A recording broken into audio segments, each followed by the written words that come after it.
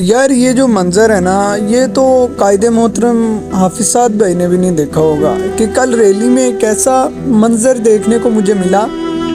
کہ جب میں چل رہا تھا میری نظر کچھ ایسے لوگوں پر پڑی جو کہ آنکھوں سے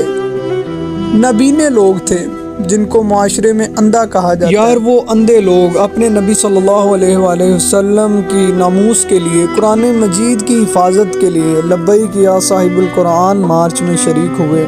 اور دیکھ کر مجھے رونا آ رہا تھا کہ یار یہ اندھے لوگ ہیں، انہوں نے تو قرآن کو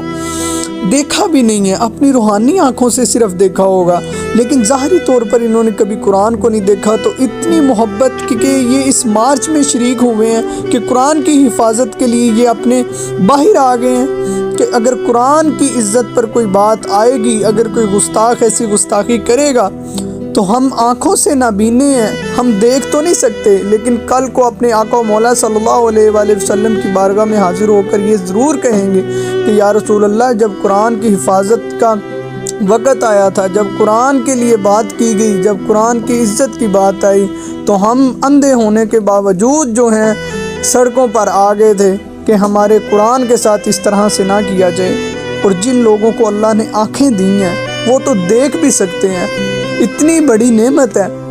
تو وہ پھر بھی اپنے لیڈروں کے لیے نکلتے ہیں، پھر بھی اپنے مفادات کے لیے سڑکوں پر نکلتے ہیں، لیکن رسول اللہ کے لیے کبھی بھی نہیں۔ یار دیکھو ان لوگوں کی تو آنکھیں نہیں ہیں، ان کی تو تمنا ہی رہ گئی ہوگی کہ ہم خادم حسین رضوی کو کاش دیکھ سکتے، ہم علامہ سعد رضوی کو دیکھ سکیں،